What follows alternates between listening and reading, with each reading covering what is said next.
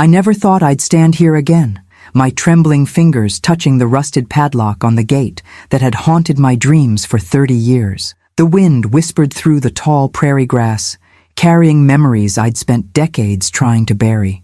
Just take pictures for the real estate listing, sign the papers next week, and it's over, Michael had said, his voice carrying that familiar tone, the one that treated me like I was fragile crystal, ready to shatter.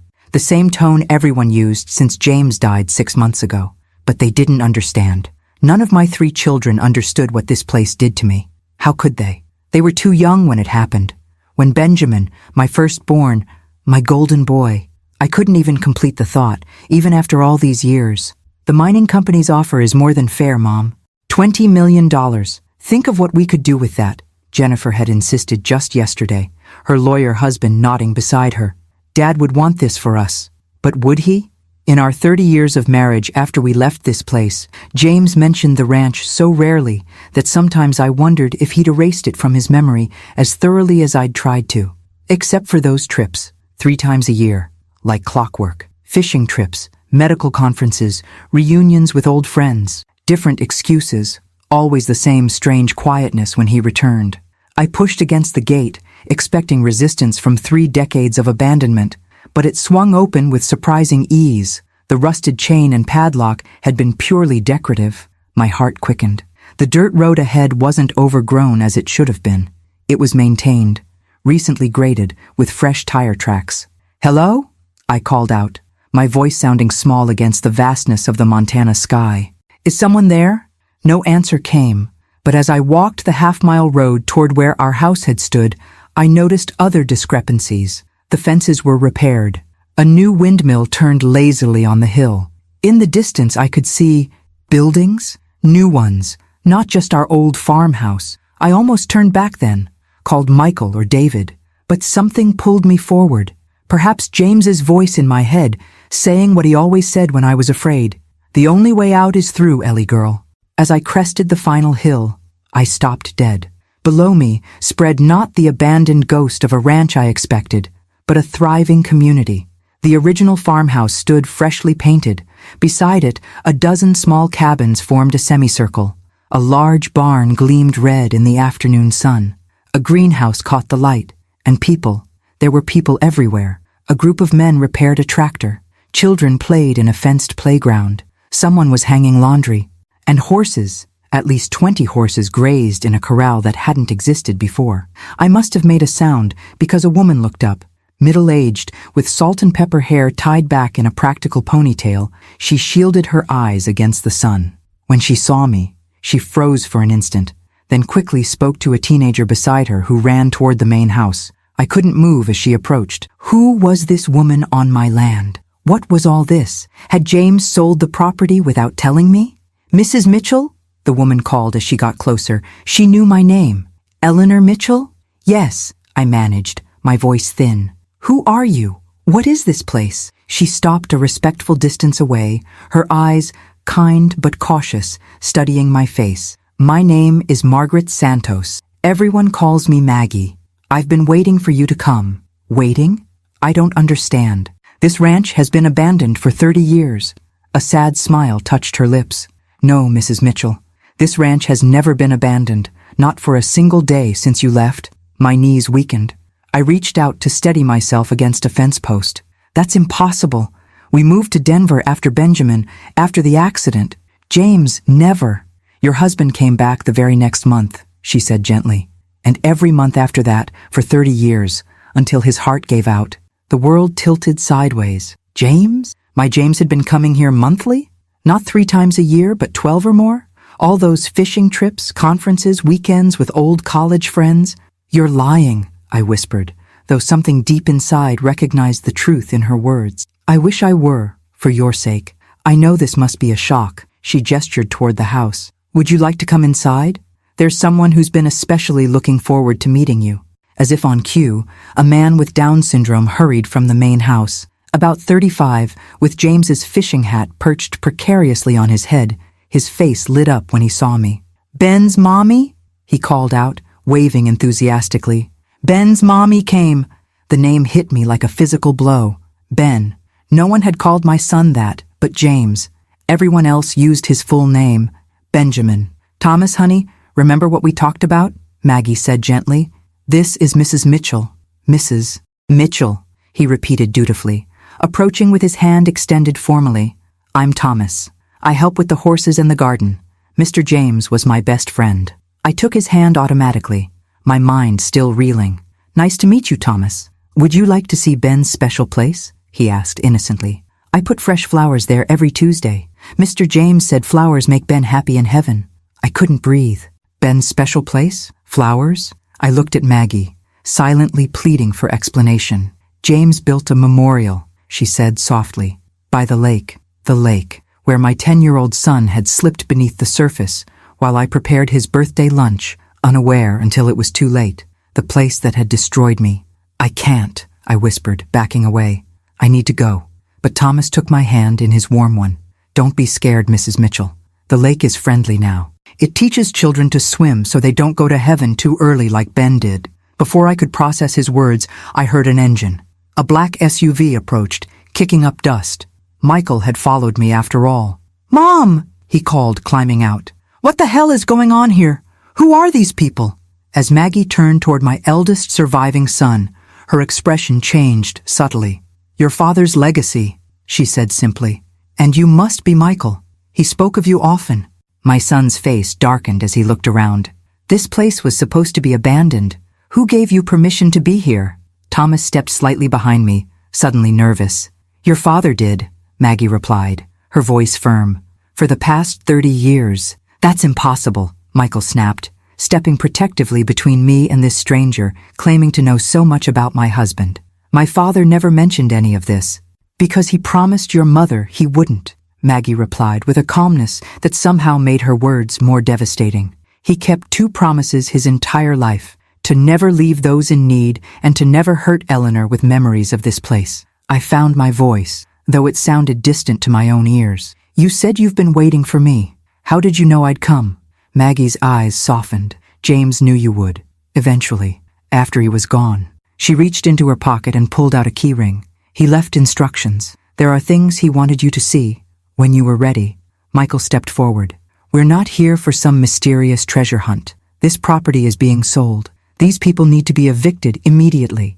I watched several of the people in the distance turn toward us, anxiety visible even from afar. A woman clutched her child closer. Michael, please, I said, finding unexpected steadiness. Let's at least understand what's happening here. What's happening is trespassing, Mom. We need to call the sheriff. Thomas, still half hidden behind me, spoke up. Mr. James said we could stay forever. He promised. Michael's face reddened. My father has been dead for 6 months, and he didn't own this place alone. My mother owns it jointly, yes, Maggie interrupted, her tone businesslike now. Which is why we've been waiting. James knew this day would come. A young woman approached, carrying a toddler on her hip. Military posture, wary eyes. Everything okay, Maggie? Fine, Jessie, Maggie assured her. This is Mrs. Mitchell and her son. They're just visiting. Jessie relaxed slightly, but her eyes remained vigilant. Should I tell the others? Not yet. Let's give Mrs. Mitchell some time first. I studied the young woman. Barely more than a girl, really. 22, perhaps. The child on her hip had her eyes. You live here? I asked her directly. She nodded. 2 years now. Since Rick, she swallowed hard. My husband. Afghanistan. The VA wasn't... Her words trailed off, but her meaning was clear. Michael's jaw clenched, but even he seemed to recognize that ordering a military widow off the property wouldn't play well, even to himself. Mom, we should discuss this privately, he said tersely. Yes, Maggie agreed.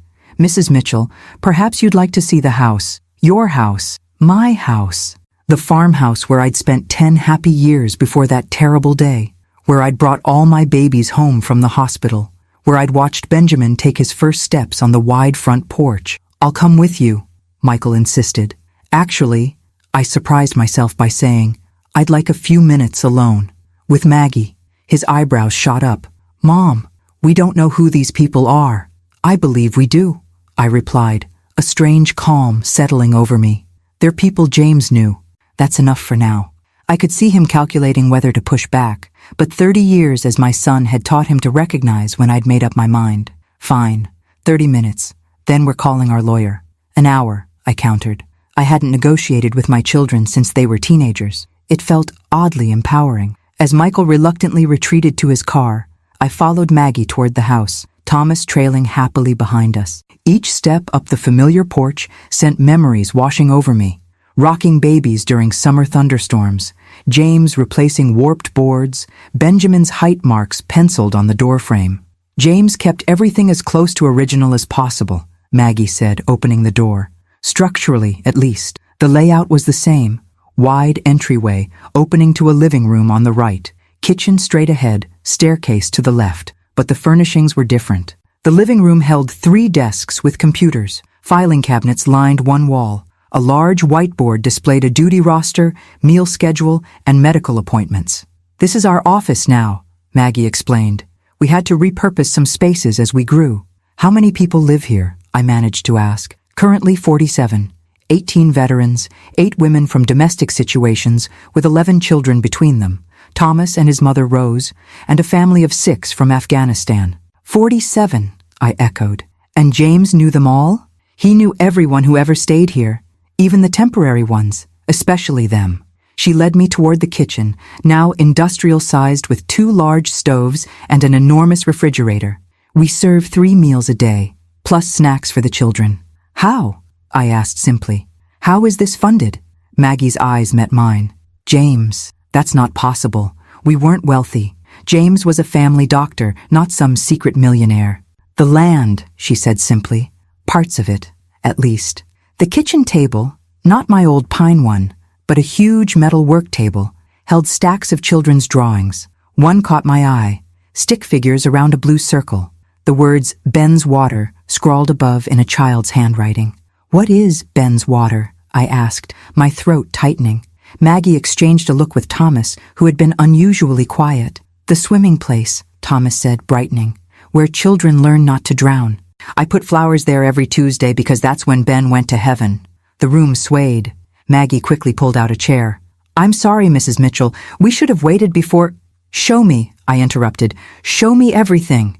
Maggie nodded slowly. First, there's something you need to see upstairs. She led me up the familiar creaking staircase to what had been our bedroom. Now it was clearly Maggie's sparse, tidy living quarters. She crossed to a bookshelf and removed a wooden box. James left this for you. He made me promise to give it to you first, before showing you anything else. The box was hand-carved, with Ellie inlaid in mother of pearl. James had always worked with his hands to relieve stress. I'd never seen this box before. I opened it with trembling fingers. Inside lay an envelope with my name, and dozens, no hundreds, of sealed letters beneath it, each dated meticulously. 30 years of letters, never sent. The envelope contained a single page in James's distinctive handwriting. My dearest Ellie, if you're reading this, 2 things have happened. I've left this world, and you've found your way back to the ranch. I've played this moment in my mind thousands of times, wondering which would come first, my courage to tell you the truth, or my death. It seems death won that race. I've kept secrets from you, my love. Not affairs or hidden vices, but a different life, one I built alongside our life in Denver. A life where Benjamin's memory serves as foundation rather than wound. I couldn't sell this land after we lost him. Couldn't bear the thought of strangers living where his laughter had filled every room. But neither could I leave it to decay. So I came back, first to grieve alone, then to rebuild, then to repurpose. What started with one homeless veteran seeking shelter in our barn has become something I never imagined, a community. I've written you a letter every month for 30 years, explaining everything. I never sent them because I feared reopening your wounds. Perhaps that was cowardice disguised as protection. Forgive me, Ellie girl, for my secrets, for my silence, for leaving this burden to you. But please, before you decide the fate of this place, see what it has become.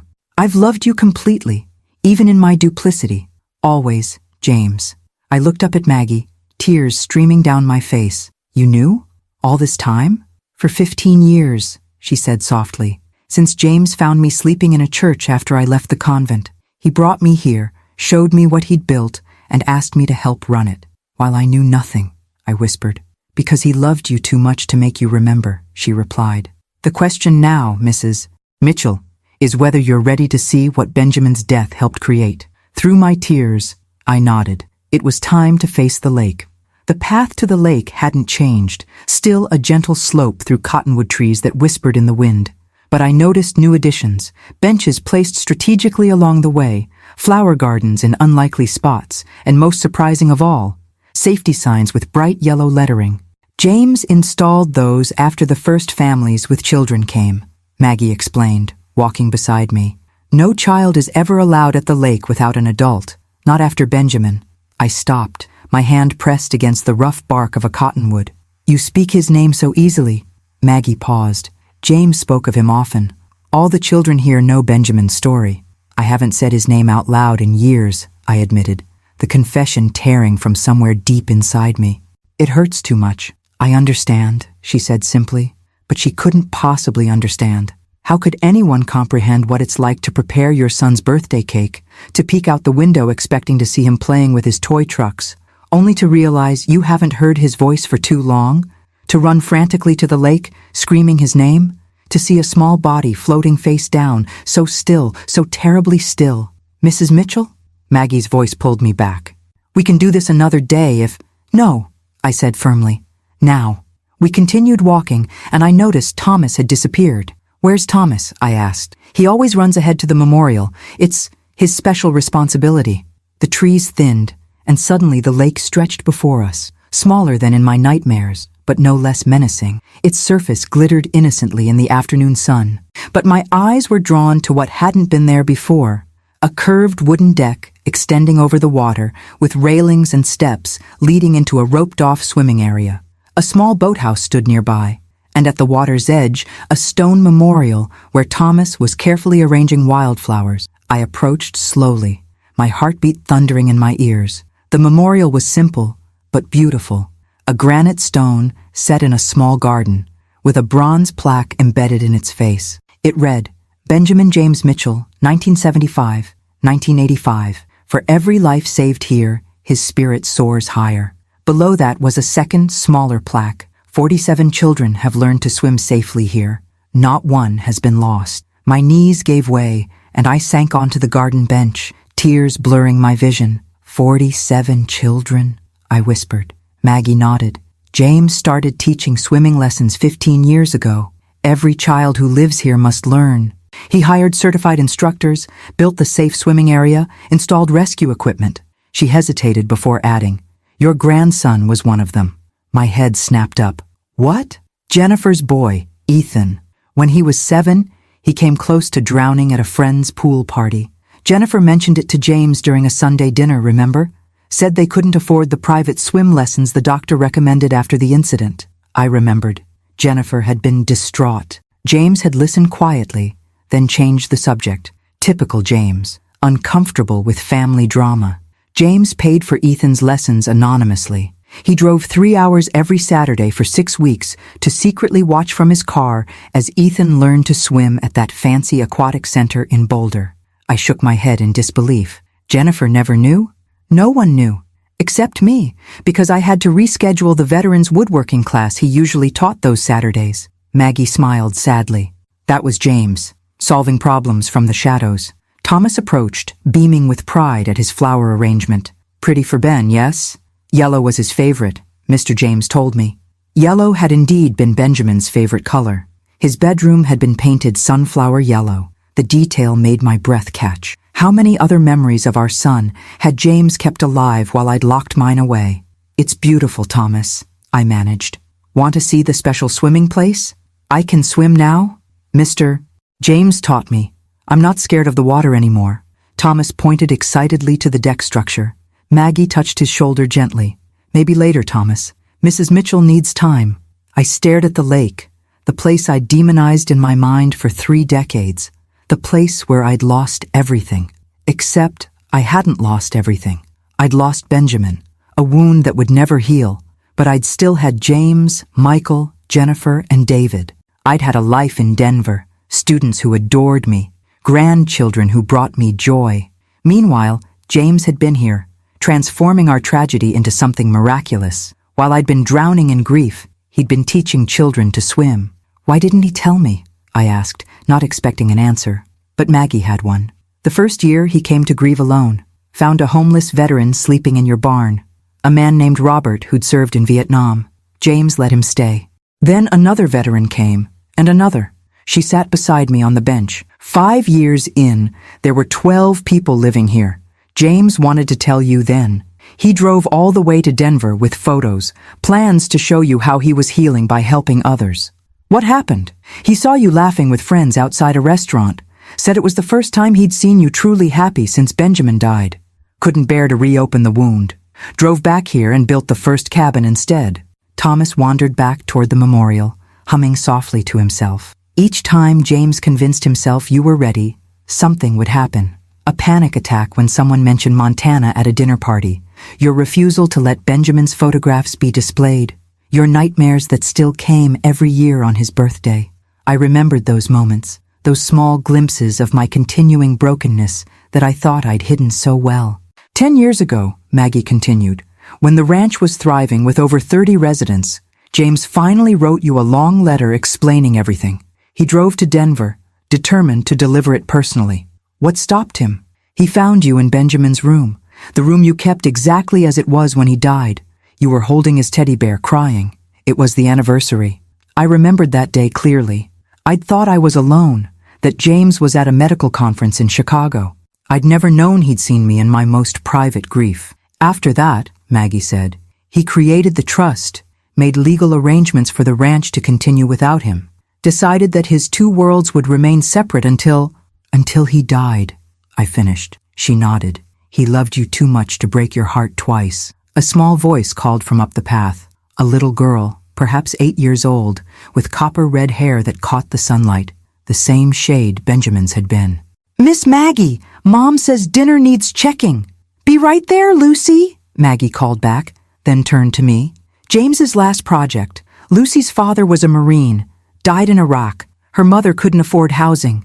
They came here 6 months before James passed. As if summoned by our conversation, a dozen more people appeared on the path, adults and children heading toward the lake for what was clearly a regular afternoon ritual.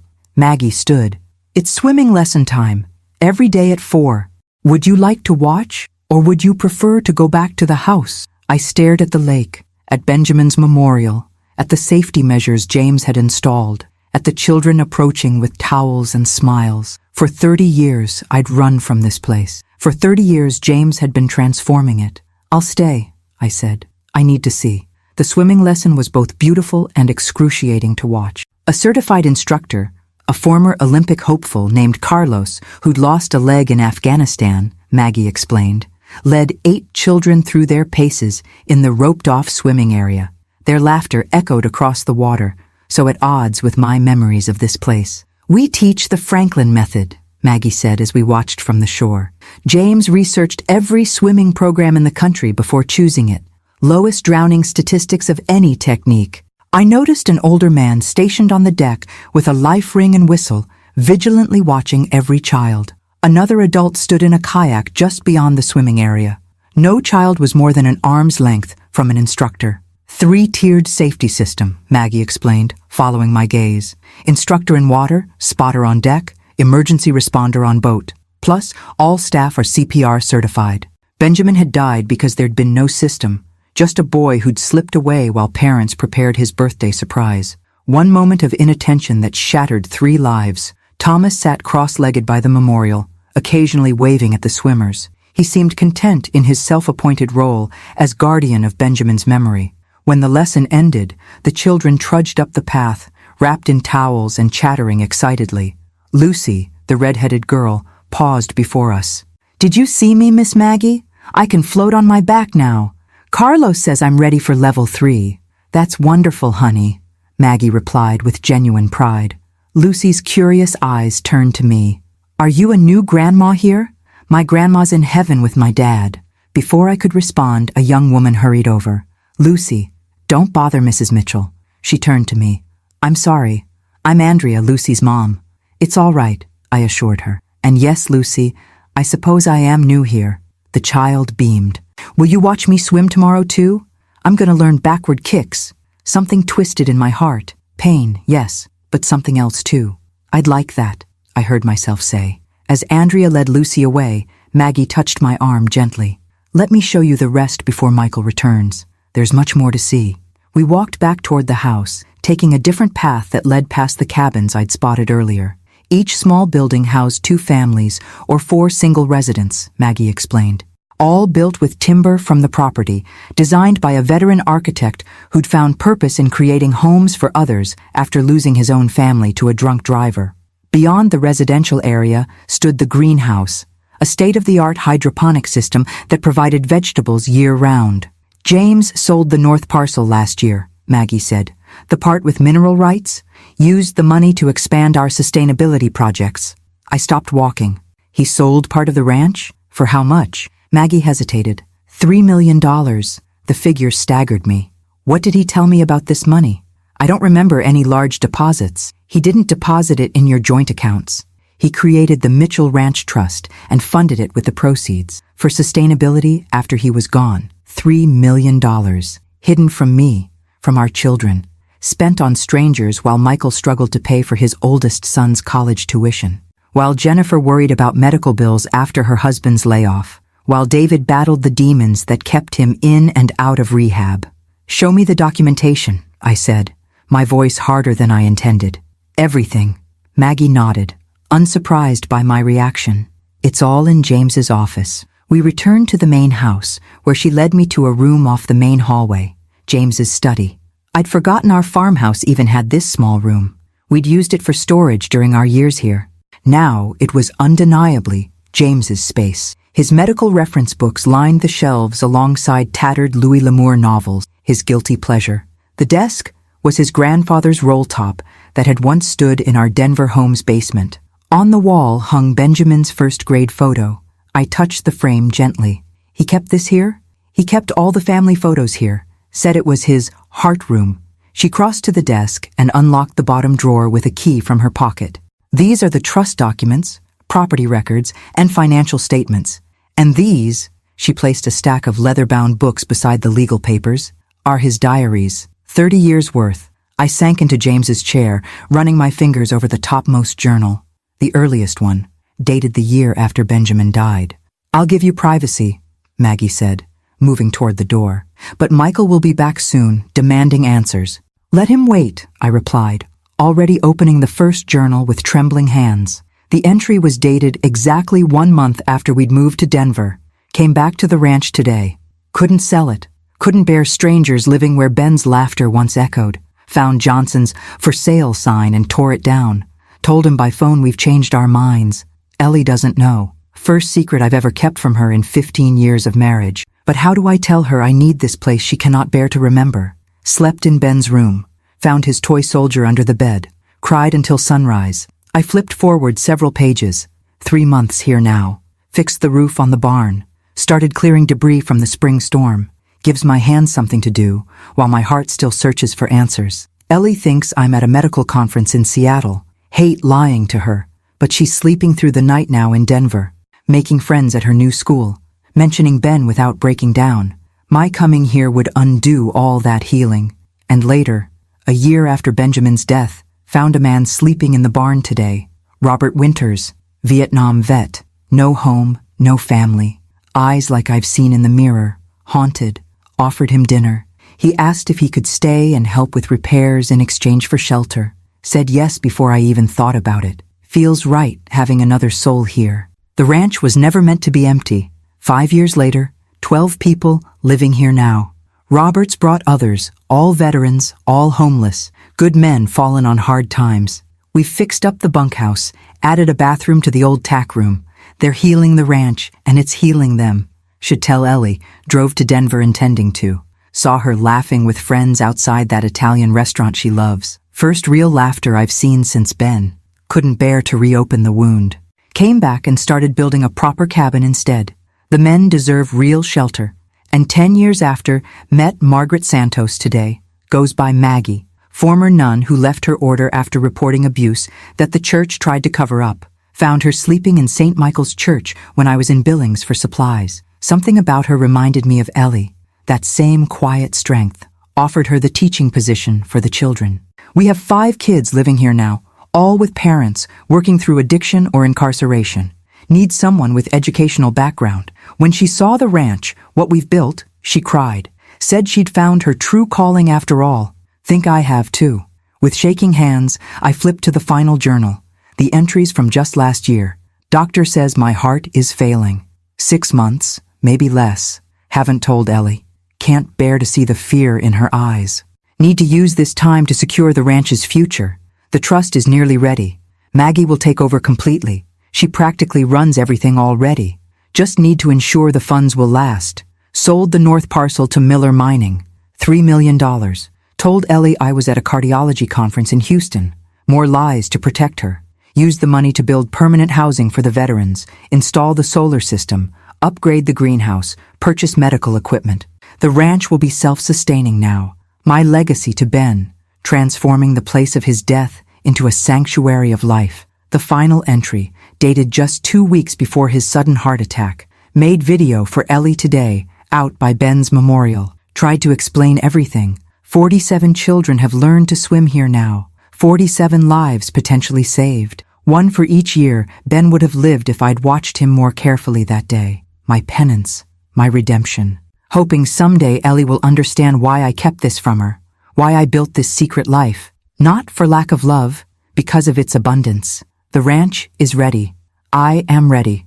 But I fear I'm leaving her with an impossible burden. The truth. I closed the journal as the sound of car doors slamming echoed from outside. Michael had returned, and he'd brought reinforcements. Jennifer's BMW and David's motorcycle now stood beside Michael's SUV. All 3 of my surviving children had arrived, ready to sell their brother's legacy out from under me. This is absurd, Michael's voice carried through the open window of the study. Squatters' rights aren't a thing anymore, especially when the actual owners are right here.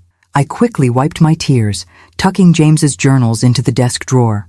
My 3 children stood in the front yard, confronting Maggie, who maintained her characteristic calm. As I've explained, Mr. Mitchell, this property is held in trust. I'm simply the administrator, Maggie was saying as I stepped onto the porch. Your mother is the one you should be speaking with. 3 heads turned toward me. Jennifer rushed forward, her lawyer-honed instincts immediately assessing my red-rimmed eyes. Mom, what have these people been telling you? Are you okay?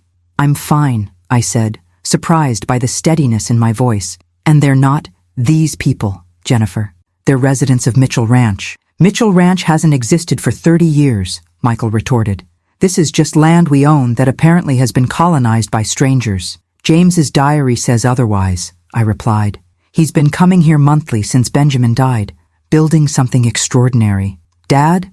David spoke for the first time, confusion evident in his face. He'd always been the sensitive one, so much like James in temperament. Dad was running this place all these years? Not running it, Maggie interjected quietly. Creating it, funding it, loving it, and lying about it, Michael snapped. If what you're saying is true, he lied to all of us for decades. A fair point, one that still stung despite the context I'd gleaned from James's journals. He did, I acknowledged, to protect me, to preserve Benjamin's memory. Ben has been gone 30 years, Jennifer said, her voice softening at my obvious distress. We all loved him, Mom. But this, she gestured around at the community bustling behind us. This is madness. Dad hiding millions of dollars of family assets to fund some personal charity project? $3 million to be exact, I said. From the sale of the north parcel last year.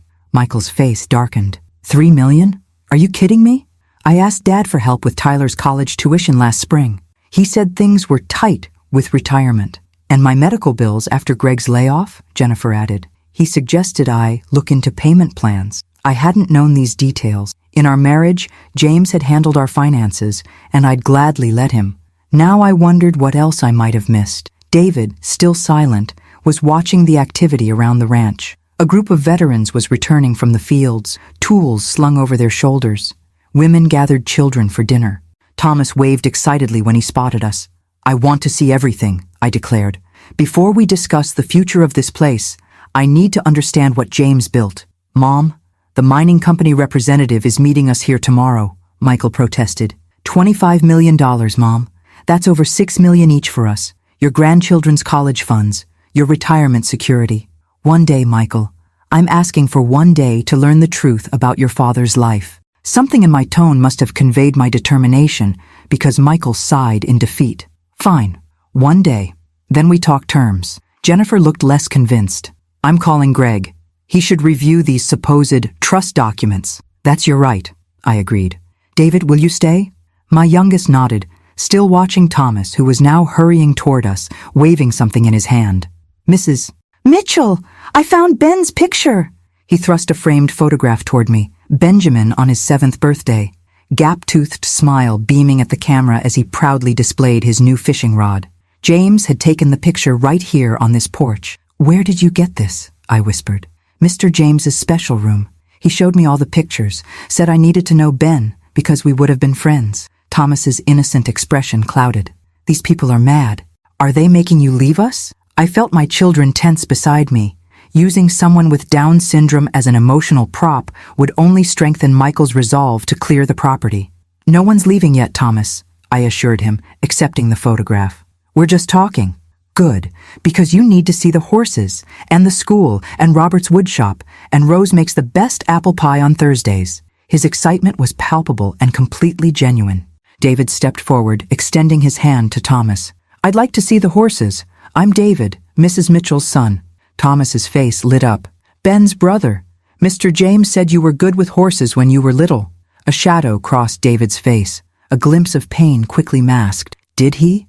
He said softly. Said you could whisper to them.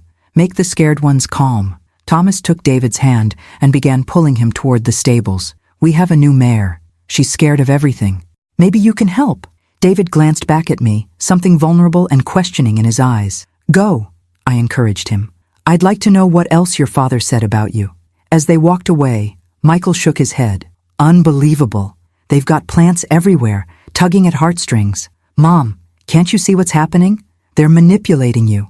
Or perhaps your father left more of himself here than he did in Denver, I replied, surprising myself with the thought. I need to see it all, Michael.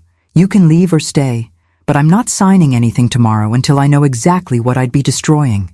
Jennifer's phone rang. Her husband Greg, no doubt. She stepped away to answer, legal strategies already forming. Mom, be reasonable. Michael lowered his voice. Even if Dad did build this place, even if he did care about these people, they're strangers. We're his family. Are we? I challenged, clutching Benjamin's photograph. How much time did you spend with your father in the last year, Michael? How many times did you call just to talk, not to ask for something? The question struck home. Michael's jaw tightened. That's not fair. No, it isn't, I agreed. Just as it wasn't fair that your father kept this place secret from us, but I'm beginning to understand why. I turned to Maggie, who had been watching our family drama with respectful distance. Show me everything. Starting with how James funded this place before last year's mineral sale. Michael made a final attempt. The trust documents might not even be legal. Dad wasn't a lawyer. No, came a new voice from behind us. But I am. And they're ironclad. We turned to see an elderly man in a wheelchair approaching, pushed by a middle-aged woman. Robert Winters, he introduced himself, original resident and legal counsel for the Mitchell Ranch Trust since its inception 15 years ago. You're a lawyer? Michael asked incredulously. The old man's eyes crinkled with amusement. Vietnam before that. Harvard Law after. Alcoholism and PTSD in between. Your father found me sleeping in his barn and gave me purpose again. He held up a leather portfolio. Would you like to review the documents, young man?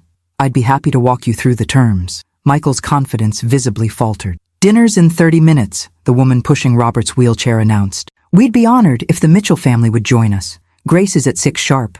Maggie turned to me. Rose makes the meal assignments. She was the head chef at the Grand Hotel in Billings before her arthritis-forced retirement. Thomas's mother? I guessed. Maggie nodded. James found them living in their car 10 years ago. Thomas was having seizures. They couldn't afford his medication. I thought of Thomas's sunny disposition, his dedicated flower arrangements at Benjamin's memorial. How different his life might have been without James's intervention. We'll stay for dinner, I decided, looking pointedly at my children. All of us. Jennifer rejoined us, phone clutched tightly. Greg says we should document everything. Take photographs. That's a start, I agreed. To understand what your father valued enough to hide from us for 30 years. As we walked toward the dining hall, converted from our old barn, I noticed David in the distance, standing quietly beside a nervous mare, his hand gently stroking her neck while Thomas watched in awe. For the first time since James's death, I felt something shift inside me, a crack in the foundation of grief that had defined my existence. Not healing, not yet, but possibility.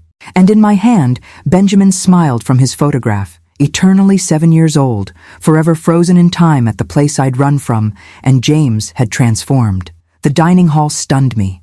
Our old barn, where we'd once stored hay and farm equipment, had been transformed into a warm, welcoming space with long wooden tables, a stone fireplace, and walls covered with artwork, clearly created by the children who lived here. Wooden beams stretched overhead, strung with twinkling lights that gave the cavernous space an intimate feel. James designed it himself, Maggie explained as we entered. Said every family deserves a proper dinner table. A dozen round tables filled the space, each set with mismatched but clean plates and silverware. Residents were already gathering, adults helping children get settled, teenagers distributing water pitchers. The atmosphere was lively but organized, like a well-rehearsed dance where everyone knew their role. Michael, Jennifer, and I stood awkwardly just inside the entrance, outsiders in a place that bore our family name. David had yet to return from the stables. A tiny woman with snow-white hair approached us, leaning heavily on a cane. "You must be Eleanor," she said, her rheumatoid-twisted hands extending toward mine. "I'm Rose. James spoke of you constantly." I took her gnarled fingers gently. "You're Thomas's mother." "Yes," she smiled, revealing dimples that matched her son's. "And James's second cousin, though he didn't know that when he found us. Only discovered the connection when I mentioned my maiden name was Mitchell, from the Kentucky Mitchells. Not the Montana ones." I blinked in surprise. "James never told me. Probably thought it didn't matter. Family is who you choose, not just who shares your blood." She gestured toward a table near the fireplace. "That's our family table. James always sat there when he visited. Would you join me?" Before I could answer, Michael stepped forward. "Mrs. Just Rose, dear." "Rose," he continued stiffly, "I understand you've lived here for some time, but you should know this property is being sold tomorrow." Rose's smile never faltered. "Is that so? Well, perhaps after dinner you'll feel differently. Food has a way of changing perspectives." She turned back to me. "James's chair has been empty 6 months now. Would do my heart good to see it filled again." I felt Jennifer stiffen beside me, preparing legal arguments against emotional manipulation. But Rose wasn't manipulating. She was grieving, just as I was. "I'd be honored," I told her, ignoring Michael's disapproving look. We followed Rose to the table where Thomas was already seated, animatedly telling a teenage girl about Ben's brother who could talk to horses. David appeared moments later, sliding into the chair beside Thomas, a soft smile playing on his lips, the first genuine smile I'd seen from him since James's funeral. "The mare's name is Whisper," he told me as I sat down. "Rescued from an abusive racing stable. She's going to be okay with time and patience." "Time and patience," Rose echoed. "James's prescription for all wounds, animal or human." A bell rang softly, and the dining hall quieted. Maggie stood at the front, hands clasped. "As always, before we eat, we share our gratitudes. Tonight is special, as we welcome Dr. Mitchell's family." A murmur went through the room as heads turned toward us. Eleanor, Michael, Jennifer, and David have come to learn about the ranch. Let's show them the same kindness James showed each of us. One by one, people around the room stood to share brief thanksgivings. A veteran with a prosthetic leg thanked the community for helping with his physical therapy.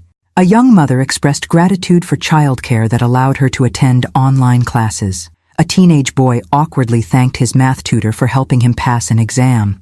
When they finished, Thomas jumped up excitedly. "I'm grateful Ben's mommy came to see us, and his brother can talk to Whisper." All eyes turned expectantly toward me. I hadn't prepared for this ritual, had no gratitude readily available amid the whirlwind of revelations. But looking around at these faces, people whose lives James had touched while I remained oblivious, I found words. I'm grateful to discover that while I was preserving Benjamin's memory by keeping it locked away, James was honoring it by creating this. My voice caught. "Thank you for showing me another way to remember my son." A soft murmur of approval rippled through the room. Even Jennifer looked moved, though she quickly masked it when she caught Michael watching her. Rose squeezed my hand as dinner was served family style. Hearty vegetable stew, fresh bread, and salad greens that Maggie informed us came from the greenhouse. The meal was simple but delicious, clearly prepared with care. As we ate, residents stopped by our table to introduce themselves. Robert Winters, the lawyer I'd met earlier, shared stories of the ranch's early days. A former teacher named Elena described the educational program for children who struggled in traditional schools. A quiet man named Sammy, who I learned had been an interpreter for American forces in Afghanistan, expressed his gratitude for the sanctuary provided to his family when their special visas left them homeless in America. James paid for our immigration lawyer, Sammy said softly. When the system failed us, he created a place for us to belong while we fought for legal status. Michael remained silent throughout these interactions, though I noticed him watching a young boy at the next table who was eagerly showing a drawing to his mother. A stick-figure family standing before a simple house, home, printed in wobbly letters above it. Jennifer, ever the attorney, asked pointed questions about the ranch's legal structure, funding mechanisms, and sustainability plans. Robert answered each inquiry with professional precision, occasionally referencing documents he promised to provide for her review. The mineral rights sale was legally structured as a charitable donation, he explained. The proceeds went directly into the trust's endowment fund, which is why it never appeared in personal accounts. Tax avoidance, Jennifer muttered. Tax planning, Robert corrected mildly. Perfectly legal and ethical. The IRS has audited the trust twice and found everything in order. David barely spoke, content to listen to Thomas's excited chatter about horses, swimming, and the art therapy classes he attended twice weekly. I watched my youngest son carefully. Of my 3 children, David had struggled most after Benjamin's death. Sleepwalking, nightmares, withdrawal. Just 7 when his brother drowned. He'd never fully processed the trauma. Now, watching him with Thomas, I glimpsed the healing that had eluded him. As dessert, Rose's famous apple pie was served. A young girl approached our table with a handmade card. Lucy, the redhead from the swimming lesson. I made this for you, she said shyly, placing it before me. Miss Maggie said you're sad because Dr. James went to heaven. The card featured a childish drawing of a smiling sun over a lake. Inside, in careful printing, when we are sad, Dr. James said to look for helpers. We can be your helpers now. Tears filled my eyes. James's favorite Mr. Rogers quote, "Look for the helpers," had become his life philosophy, it seemed. Thank you, Lucy, I managed. It's beautiful. As she skipped away, Michael finally broke his silence. This is all very touching, Mom, but these good works don't change the fact that Dad lied to us for decades, hid money, created this elaborate double life. While you were weekending in Aspen, David said suddenly, his voice unusually sharp. While Jennifer was climbing the corporate ladder, while I was in and out of rehab, Michael flushed. That's not fair. Isn't it? David challenged. When's the last time you asked Dad about his life? Not about investments or advice or loans? Just about him? An uncomfortable silence fell over our table. Rose patted my hand gently. Family, she said softly. Always the most complicated love story. As dinner concluded, residents began their evening routines. Some cleared tables, others supervised children's homework. Still others gathered for what appeared to be a support group meeting in a corner. Typical evening at Mitchell Ranch, Maggie explained as she joined us. Everyone contributes according to their abilities. Everyone's needs are met according to their circumstances. Sounds like communism, Michael muttered. Sounds like family, I countered. And as I watched this community, these strangers united by James's vision, I realized they knew a side of my husband I'd never seen. While I'd been married to James Mitchell, family doctor and devoted husband, these people had known James Mitchell, visionary and savior. I wondered which version was more authentic, or if perhaps both were equally true. Night fell over the ranch, stars emerging in the vast Montana sky with a brilliance I'd forgotten existed in Denver's light-polluted suburbs. Maggie had offered us accommodations, Michael and Jennifer in guest rooms in the main house, David happily bunking in the stables at Thomas's insistent invitation, and me in James's quarters above his office. He kept a room here? I'd asked, surprised. For his longer visits, Maggie had explained. When he stayed several days to oversee construction projects or medical clinics, the space was undeniably James, Spartan but thoughtful in its details. A twin bed with the flannel sheets he preferred, bookshelves lined with medical journals and dog-eared westerns, a small desk beneath a window overlooking the property, and photographs, dozens of them, in simple frames covering one entire wall. I sat now on the edge of his bed, examining these snapshots of James's secret life. There he was with Robert, arms slung around each other's shoulders before a half-built cabin. James kneeling beside Thomas on a fishing dock. James in a Santa hat, distributing presents to beaming children. James beside a woman in a wheelchair, both grinning broadly as she held up a diploma. Not a single photograph of me or Michael, Jennifer, or David. Those lived in his Denver office, I realized. He had kept his worlds completely separate, not just for my protection, but perhaps for his own peace of mind. A soft knock interrupted my thoughts. Jennifer stood in the doorway, her professional demeanor slightly softened by exhaustion. "May I come in?" I nodded, patting the space beside me. She sat, her eyes immediately drawn to the photo wall. "It's surreal," she said after a moment, "like discovering Dad had another family." "He did, in a way," I acknowledged, "but not the kind you're thinking." "Greg's reviewed the trust documents," she continued, her lawyer's precision returning. "They're legitimate. Dad created an irrevocable charitable trust 15 years ago with the ranch as the primary asset. We can't sell it, Mom. Not without a protracted legal battle that we'd likely lose." I absorbed this information, surprised to find myself relieved rather than concerned. "What about the mineral rights offer?" "The trust owns those too, though there's a clause allowing limited extraction with environmental safeguards," she sighed. "Nothing like the scorched earth approach the mining company wants." "So, no $25 million windfall?" "No." She glanced sideways at me. "Michael's taking it hard.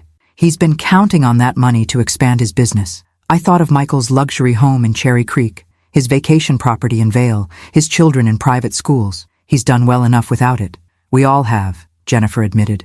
"Even David, when he's sober." We sat in companionable silence, studying the photographic evidence of James's parallel life. "Why didn't he tell us?" Jennifer finally asked, the lawyer facade cracking to reveal the hurt daughter beneath. "Did he think we wouldn't understand? That we'd try to stop him?" "I think," I said slowly, "he feared what knowing would do to me. And once that pattern of secrecy was established, it became easier to maintain than to break." "But all that money, Mom. $3 million that could have helped his own family." I gestured toward the photos. "These people became his family too, Jenny. Look at their faces. Really look." She studied the images more carefully, her expression softening. "They all look at him like he saved them," I finished. "Because he did." Another knock, and Michael appeared, his face tight with barely controlled anger. "Well, Jennifer's confirmed it. Dad screwed us all with his secret charity project." "Michael," I chided, "that's not fair." "Fair?" he scoffed. "What's not fair is discovering your father led a double life for 30 years. What's not fair is finding out the inheritance you counted on doesn't exist because he gave it all away to strangers." "They're not strangers to him," Jennifer said quietly, surprising me with her shift in perspective. "Look at these photos, Michael. Really look at them." "I don't care," he snapped. "He lied to us, Mom, for decades. How can you be so calm about this?" Before I could respond, David appeared behind Michael, his expression unusually serene. "Because she understands what you don't, Mike. Dad didn't do this against us. He did it for Ben." "Don't bring Benjamin into this," Michael warned, his voice dropping dangerously. "This has nothing to do with him." "It has everything to do with him," David insisted. "This whole place exists because of what happened to Ben. It's Dad's way of making something good come from something terrible." He stepped into the room, addressing me directly. "Maggie showed me the video, Mom. The one Dad made at the memorial." "What video?" I asked, though I remembered Maggie mentioning it earlier. "Dad recorded messages at Ben's memorial. For 30 years. On the anniversary." David's eyes were suspiciously bright. "Maggie says there's one he made specifically for you to see, when you were ready." Michael threw up his hands in disgust. "More manipulative theatrics." "It's not theatrics," David said firmly. "It's Dad talking to Mom, and I think she deserves to hear him out." Jennifer placed a gentle hand on my arm. "You don't have to watch it now, Mom, or ever if you don't want to." But I was already standing. "Where is it?" David led us downstairs to James's office, where Maggie waited, a tablet computer in her hands. "I wasn't sure if tonight was the right time," she said uncertainly. But when David asked, I want to see it, I said, my voice steadier than I felt. We'll give you privacy, Maggie suggested, but I shook my head. No. My children should see this too. I sat at James's desk, my surviving children gathering behind me as Maggie set up the tablet and discreetly left. The video began with James's face filling the screen. My husband, clearly in his final months, though I hadn't recognized his decline at the time. The timestamp showed it was recorded just 3 weeks before his death. Behind him stood Benjamin's memorial, flower-bedecked as always. Ellie, he began, his familiar voice sending a shock through me. If you're watching this, I'm gone, and you've found your way back to the ranch, back to this place. He gestured at the memorial behind him. I've made hundreds of these videos over the years, talking to you, to Ben, trying to explain what I couldn't say in person. Maggie will give you access to them all if you want them. But this one's the truth I should have told you 30 years ago. James shifted, revealing more of the lake behind him. Ellie girl, the day Ben drowned wasn't your fault. It was mine. I gasped, feeling my children tense behind me. I know you've carried this guilt for decades, James continued, his eyes glistening, believing that if you hadn't been preparing his surprise birthday cake, if you'd been watching him instead. But the truth is, I told him he could go to the lake that morning. My hands flew to my mouth. He asked if he could try fishing with his new rod. I said yes, told him to stay on the dock. I promised I'd join him in 15 minutes after I fixed the tractor, but I got caught up in the repair, lost track of time. You were in the kitchen, thinking he was with me. I was in the barn, thinking he was still waiting for me. James wiped a tear. By the time either of us realized he'd gone to the water alone, I felt Jennifer's hand on my shoulder, squeezing tightly. I couldn't tell you then. You were so broken, Ellie, and I was a coward. Watching you blame yourself was easier than admitting I'd given permission. As the years passed, it became impossible to confess. How do you tell someone you've let them carry undeserved guilt for decades? James took a deep breath, composing himself. So instead, I tried to atone, to make Benjamin's death mean something. Every child taught to swim safely, every veteran given purpose, every family sheltered. They're all part of our son's legacy. The boy who loved everyone, who never met a stranger, who wanted to save every stray animal we found. He lives on in this place, Ellie, in ways I couldn't explain without revealing my own culpability. Behind me, Michael made a soft, wounded sound. I don't know if you can forgive me, James continued, for Benjamin, for the lies, for creating this place without you. But I hope someday you'll see that in my broken way, I was trying to honor both our son and you, the woman who taught me that love is about lifting others up. He leaned closer to the camera. The trust will protect the ranch after I'm gone. The community can continue without me, but it would flourish with your heart guiding it, Ellie. If you can find it in yourself to forgive me, to embrace what grew from our greatest loss, there's room for you here. Room for all our family, if they choose it. James smiled sadly. I've loved you completely, Eleanor Mitchell, even in my deception, and Benjamin would be so proud of the lives saved in his name. The screen went dark. For several heartbeats, none of us moved or spoke. Then Michael turned abruptly and left the room. Jennifer, tears streaming down her face, squeezed my shoulder once more before following him. David remained, his hand resting gently on my back as 30 years of misplaced guilt washed over me in waves of grief and revelation. He knew, I whispered. All these years, he knew I blamed myself, and he blamed himself, David said quietly. So he built all this to make amends. I looked up at my youngest son, suddenly seeing him with new clarity. You're not angry about the money. David shook his head. I never cared about that. And after seeing this place, understanding what Dad created, I'm proud of him, Mom. For the first time since Ben died, I feel like our family did something that matters. As the night deepened around the ranch, Benjamin's ranch, James's vision, I began to understand the legacy my husband had left, not just for strangers, but for us. A way to transform our family's greatest tragedy into purpose. If only I could find the strength to accept it. Dawn broke over the ranch with a spectacular riot of colors, purples and oranges streaking across the vast Montana sky. I'd barely slept, spending hours reading through James's journals after watching his confession video. Each entry revealed another piece of the intricate mosaic he'd created in our son's memory. I stood now on the porch of the main house, coffee mug warming my hands, watching the ranch come alive. Veterans headed to the greenhouse, children gathered for breakfast before school. A group of women left for their jobs in nearby towns, carpooling in one of the ranch's vehicles. This well-oiled community had functioned without me, without my knowledge, for decades. "Early riser like your husband," came Rose's voice as she joined me, moving slowly with her cane. James always said sunrise over the mountains was God's daily reminder that beauty follows darkness. "That sounds like him," I agreed, making room for her on the bench. "He was always the optimist in our marriage. Yet he carried such guilt," Rose said softly. "Sometimes when he thought no one was watching, the weight of it showed in his eyes." "I never saw it," I admitted. "How did I not see it?" "Because he didn't want you to." Rose patted my hand. James was skilled at compartmentalizing. Doctor mode, husband mode, ranch mode, each separate and distinct. 3 decades of deception, I mused. "I keep trying to be angry, but all I feel is grief," Rose supplied. "For the shared healing you might have had, for the years you could have been part of this." A small figure bounded across the yard, Thomas, heading for the stables where David had spent the night. My youngest son emerged, hair tousled from sleep, smiling at Thomas's enthusiasm. "Your son belongs here," Rose said, following my gaze. "I've never seen Thomas connect with someone so quickly. Not since James."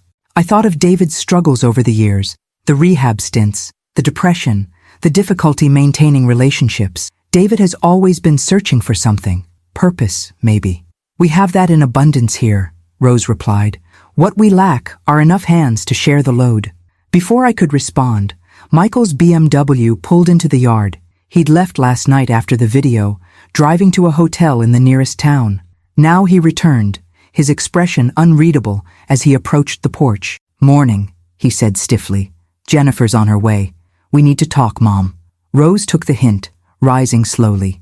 "I'll leave you to your family business, but Eleanor, when you're ready, Maggie has something for you in James's office."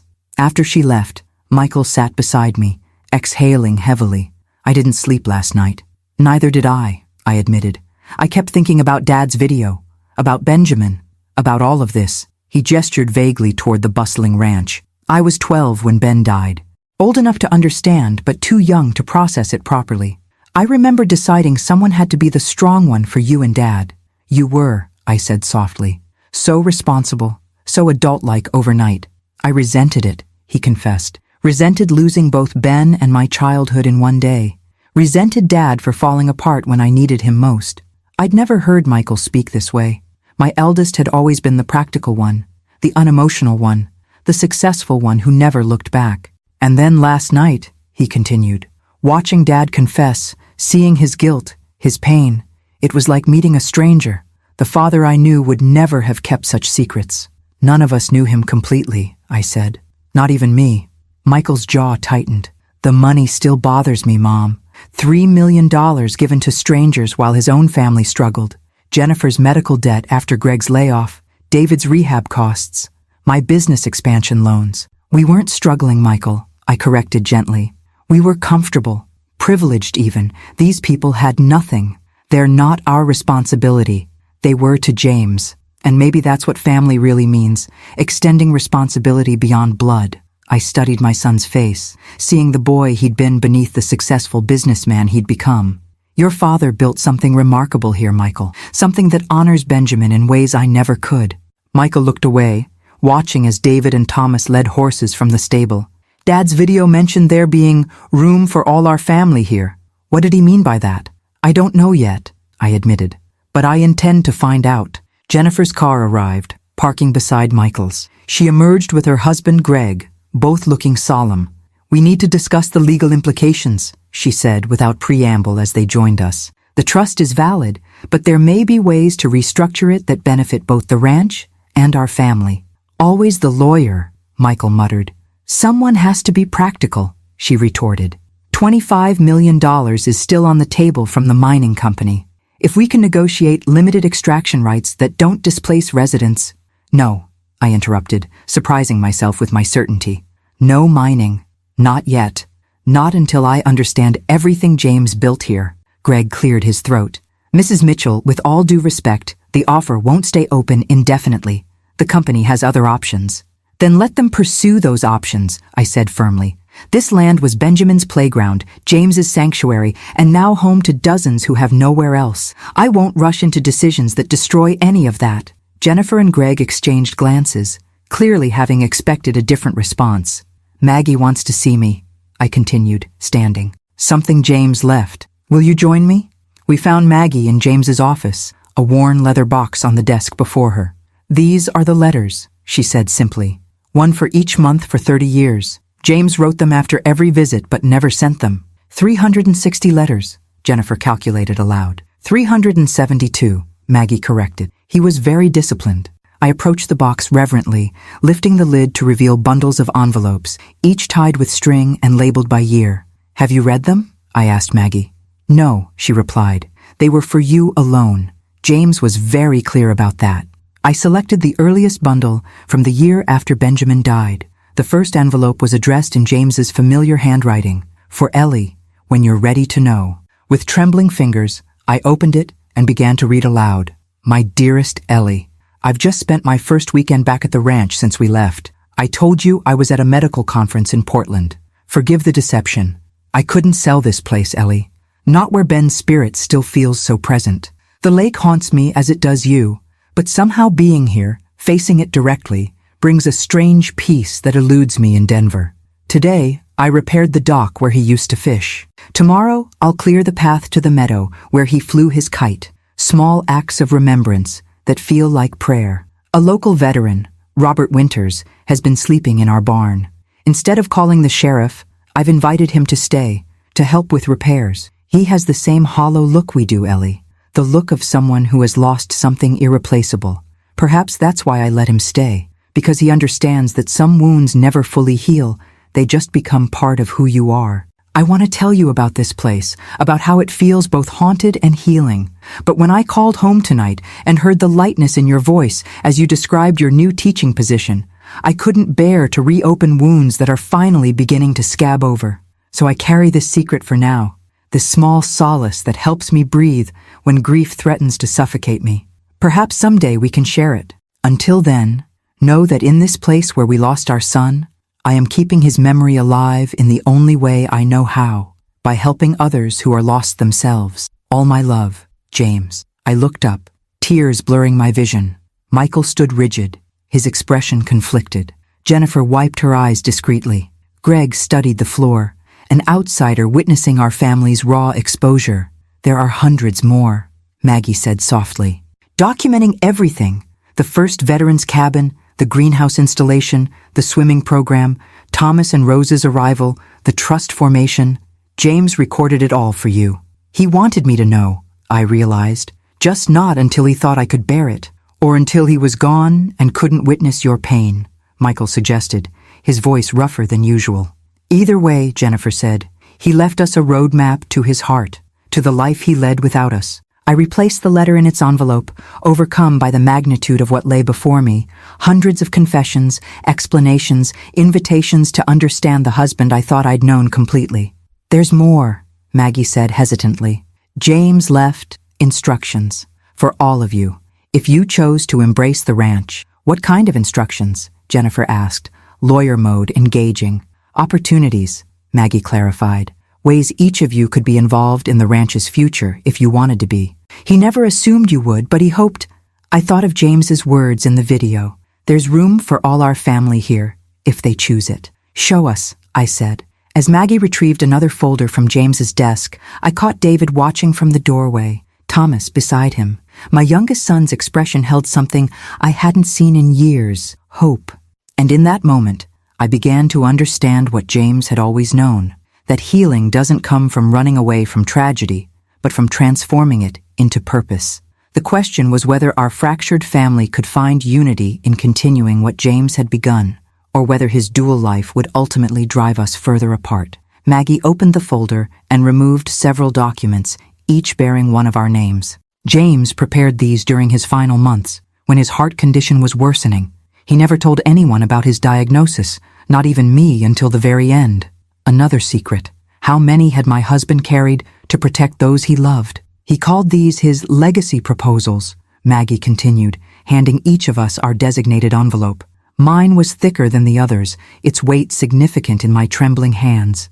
Michael tore his open immediately, scanning the contents with narrowed eyes. Jennifer, ever the methodical one, carefully slid a finger beneath the flap, preserving the envelope as potential evidence. David accepted his with reverence, but made no move to open it, watching his siblings' reactions instead.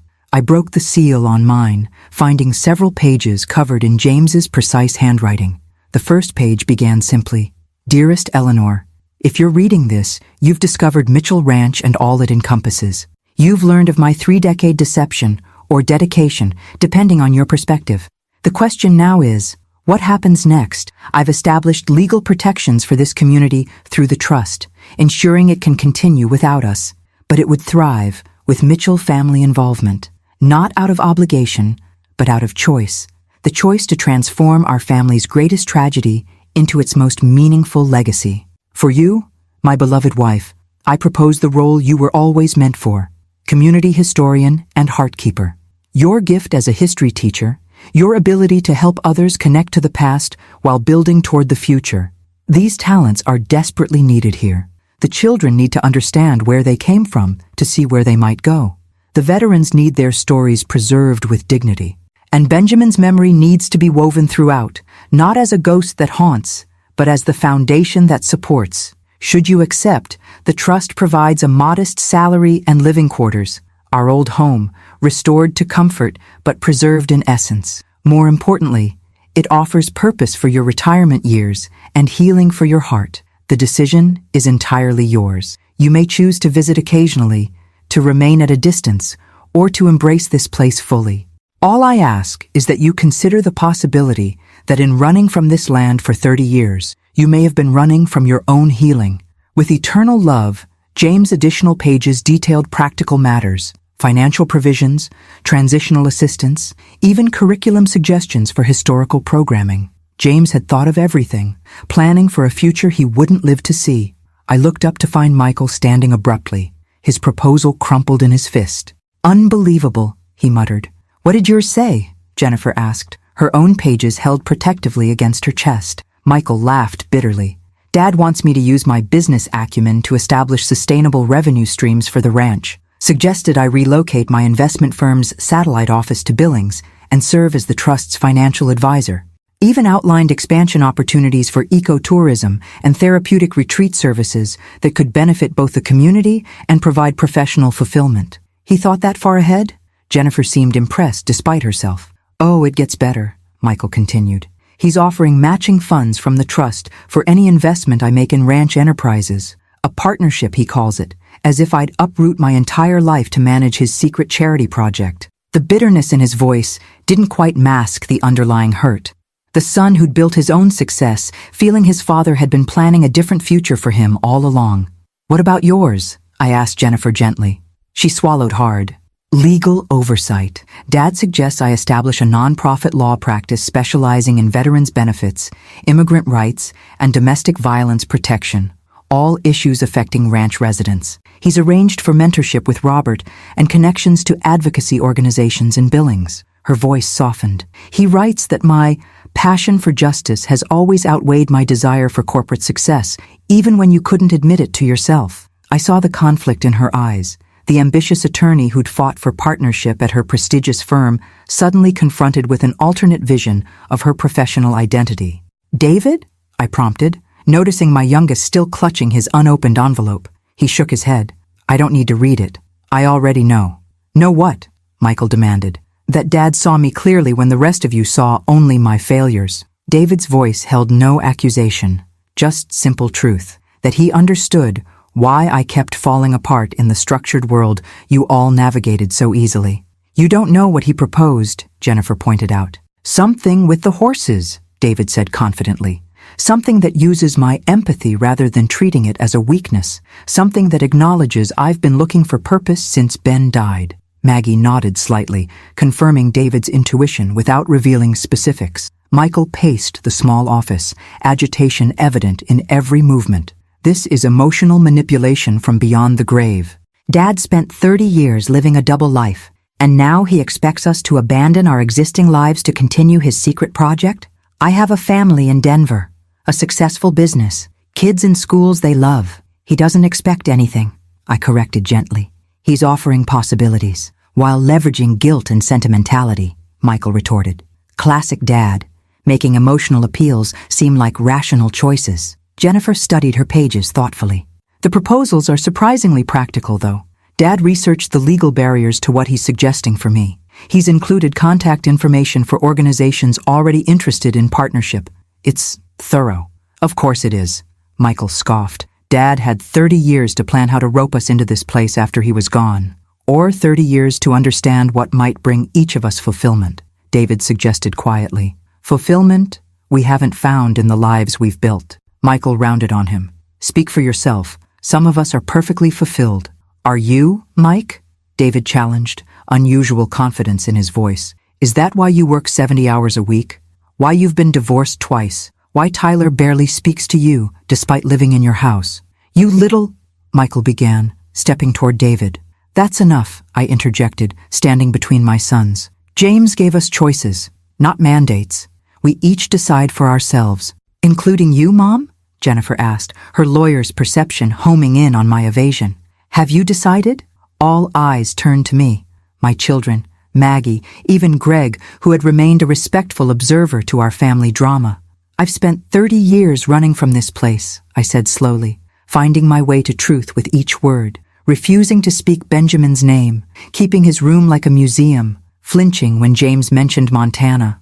I took a deep breath, and none of it brought healing. None of it honored our son's life or made sense of his death. I gestured toward the window, where ranch residents went about their morning routines. But this community has saved lives, given hope, created family for those without one, all in Benjamin's name. So you're staying, Michael concluded flatly. I'm considering it, I corrected. I want to read all James's letters first, understand everything he built here, then decide. And if we don't want to be part of this grand vision, Michael pressed, then that's your choice, I replied simply. James protected the ranch legally, regardless of our involvement. This place will continue with or without Mitchell family participation. The tension in the room was broken by Thomas appearing in the doorway. David, the new horse is eating. You said you'd help brush her. David smiled, tucking his still unopened envelope into his pocket. Coming, Thomas. He paused at the door. For what it's worth, I'm staying. At least for a while. The rest of you can do whatever you want with Dad's proposals, but I've found something here I've been searching for my whole adult life. After he left, Michael shook his head in frustration. This is exactly what I was afraid of. Dad's created some fantasy world here that's sucking us in one by one. Or perhaps, Jennifer suggested cautiously, he created something real in a world that often feels like fantasy. You two? Michael looked betrayed. What happened to your partnership track? The Supreme Court ambitions? Jennifer shrugged, a gesture so unlike my always certain daughter that it momentarily stunned me. I don't know, Michael, but I do know I haven't been happy despite achieving everything I thought I wanted. Maybe Dad saw that when I couldn't. This is insane, Michael muttered. We're supposed to have careers and lives in Denver, not run off to play charity workers on a ranch in the middle of nowhere. Your father commuted for 30 years, Maggie observed quietly. Created impact in both worlds. Perhaps such balance is possible for all of you. Michael stormed out, Greg following after an apologetic glance toward Jennifer. My daughter stayed, studying her father's proposal with new eyes. He knew me better than I thought, she admitted softly. How did he see what I've only recently begun to acknowledge to myself? Your father had a gift for seeing beneath surfaces, I replied, even while keeping his own depths hidden. Outside, I could see David with Thomas by the stables, Michael standing by his car with a phone pressed to his ear, and the daily life of Mitchell Ranch continuing around them. Lives James had saved, futures he had altered, all flowing from the devastating loss that had nearly destroyed our family. And for the first time in 30 years, I allowed myself to wonder if Benjamin's death, while never making sense, might yet have meaning through this unexpected legacy. A week passed at Mitchell Ranch, the longest I'd stayed in Montana since Benjamin's death. Each day brought new revelations as I immersed myself in James's hidden world. I read his letters chronologically, a dozen each evening, watching through his words as the community evolved from one homeless veteran to the thriving sanctuary it had become. I toured every facility with Maggie, The schoolhouse where children who'd struggled in traditional education thrived under individualized attention. The workshop where veterans crafted furniture that generated income for the ranch. The medical clinic staffed by volunteer doctors from Billings. And the therapeutic riding center where traumatized children connected with rescued horses. The swimming program by the lake became my daily ritual. Sitting on the memorial bench, watching instructors teach water safety with meticulous care. 47 children had learned to swim here. 47 lives potentially saved from Benjamin's fate. My own children responded differently to James's legacy proposals. Michael returned to Denver after 2 days, citing pressing business matters but promising to consider options. His parting words, "Don't make any permanent decisions yet, Mom," carried both concern and caution. Jennifer took a 2-week leave from her law firm, spending hours with Robert Winters reviewing the ranch's legal challenges, immigration cases, veterans' benefits appeals, custody issues for women fleeing abuse. She worked with quiet intensity, asking occasional questions but keeping her thoughts private. David never left. He moved into a small cabin near the stables, spending his days working with the horses and his evenings in long conversations with Thomas and the veterans. I'd never seen my youngest son so centered, so purposeful. The restlessness that had defined him seemed to evaporate in the Montana air. On my 7th morning, I awoke early and walked alone to Benjamin's memorial. The rising sun cast long shadows across the lake that had taken my son and transformed my husband. Decades of grief and secrets had flowed from this place, yet somehow hope had emerged as well. "I thought I might find you here," came a voice behind me. Rose approached slowly with her cane, Thomas following with a bouquet of wildflowers. "Tuesday flowers for Ben," Thomas explained, carefully arranging them at the memorial. Rose eased herself onto the bench beside me. "James came here every morning too, said it helped him start the day with purpose, remembering why all this exists." I watched Thomas whispering to the memorial, having some private conversation with the boy he'd never met, but somehow knew through James's stories. "He kept Benjamin alive here," I said softly, "while I was keeping him dead in Denver." "Different ways of grieving," Rose corrected. "Neither right nor wrong. But James's way helped others, created this." I gestured toward the ranch visible through the trees. "My way helped no one, not even me." "Yet here you are now," Rose observed. "That's what matters." Thomas finished his flower arrangement and wandered toward the lake's edge, giving us privacy while remaining within sight. "I've been reading James's letters," I told her. "One struck me particularly, from about 5 years ago. He described watching you and Thomas at the 4th of July celebration. Thomas was helping younger children with sparklers, so careful, so protective. James wrote that it reminded him of Benjamin with his younger siblings." Rose smiled. "James often said Thomas and Benjamin would have been soul brothers, both so gentle, so aware of others' feelings. In that letter, James wondered if I would ever meet Thomas, if I would see what he saw, Benjamin's spirit living on in this community." I took a deep breath. "He wrote that his greatest regret was building all this without me." "It was," Rose confirmed. "He told me once that success felt hollow without you to share it, that saving strangers couldn't compensate for the distance growing between him and his own family. Yet he never told us. Fear is powerful," Rose said simply. "Once he'd established the pattern of secrecy, breaking it became more terrifying with each passing year." We sat in companionable silence, watching Thomas skip stones across the lake's surface, no fear of the water that had claimed Benjamin, just respectful caution instilled by James's swimming program. "I've made my decision," I said finally. Rose nodded, unsurprised. "I thought today might be the day. How did you know?" "You have James's look, the one he got when his mind was settled." She patted my hand. "Whatever you've decided, he would respect it." "I'm staying," I said, the words bringing immediate lightness. "Not visiting, not observing, staying, making this place my home." Rose's eyes filled with tears. "James would be so grateful. I need to honor what he built here, what Benjamin inspired." I watched Thomas wave excitedly as David emerged from the tree line, heading toward the stables. "And I need to support David's healing. He's found himself here in ways I never thought possible." "And your other children?" "They'll make their own choices. Jennifer seems drawn to the legal work, though she hasn't committed yet." "Michael," I sighed. "Michael is struggling the most with all this, but I have to respect his journey, whatever direction it takes." "Family is complicated," Rose acknowledged. especially when secrets are suddenly revealed. I've spent 30 years running from this place, I said, trying to outpace grief that always caught me anyway. James found another path, using grief as fuel for something beautiful. I want to follow that path now, however late my start. It's never too late for new beginnings, Rose assured me. James believed that with his whole heart. Later that morning, I gathered my 3 children in James's office. Jennifer had just returned from observing Veterans Court in Billings. Michael had flown in from Denver, his expression guarded. David arrived last, horsehair clinging to his jeans and a new confidence in his bearing. I've made my decision, I announced without preamble. I'm moving to the ranch permanently. I'll be taking the position James outlined for me, community historian and heartkeeper. Michael's face tightened, though he said nothing. Jennifer nodded thoughtfully. David broke into a broad smile. I'm not asking any of you to follow my choice, I continued. James gave each of us separate proposals because he understood we're different people with different needs. All I ask is that you respect my decision as I'll respect yours. I've decided too, David said, excitement barely contained. I'm accepting Dad's proposal, equine therapy program director. I'll be working with veterans and children using horses as therapeutic partners. And your apartment in Denver? Michael asked. Your job at the music store? David shrugged. Already gave notice on both. Nothing there was permanent anyway. Jennifer? I prompted. My daughter straightened, lawyer mode engaging.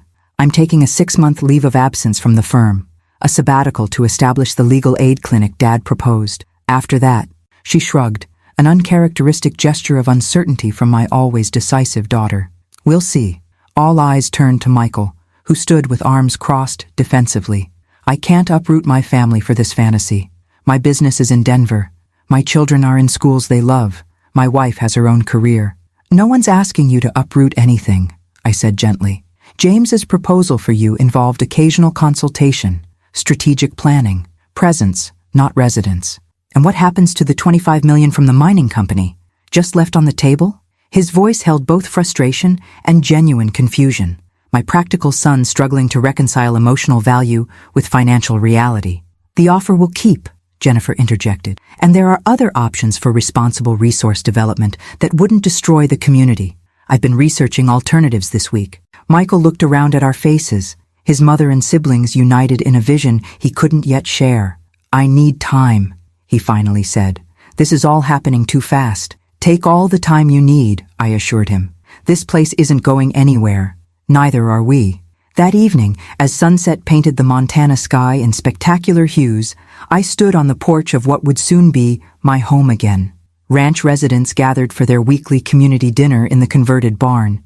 I could see David helping Thomas carry platters of food, Jennifer deep in conversation with Robert, and even Michael cautiously joining a group of veterans examining plans for a new workshop. The memorial bell rang softly, the signal for gathering. As if by magnetic pull, my family found each other in the crowd, walking together toward the dining hall. Not perfect, not completely healed, but moving in the same direction for the first time since Benjamin's death. Behind us, the lake gleamed golden in the setting sun, no longer just the place that took my son, but the place where his legacy lived on in every child who learned to swim, every veteran who found purpose, every family given shelter. James had been right all along. The only way past grief was through it, not around it as I'd tried for 30 years, but straight through its heart to find meaning on the other side. At the entrance to the dining hall, I paused before Benjamin's photograph, placed prominently beside James's on what residents called the Founder's Wall. My son and husband, forever linked in this community they'd created, one through his tragic absence, the other through his determined presence. We found our way home, Ben, I whispered, touching his image gently. Both of us, finally. And for the first time in 30 years, saying my son's name brought not just pain, but pride. Pride in the legacy that had grown from our deepest loss, a legacy I would now help nurture into its next chapter. As Rose would say, the impossible mathematics of grace.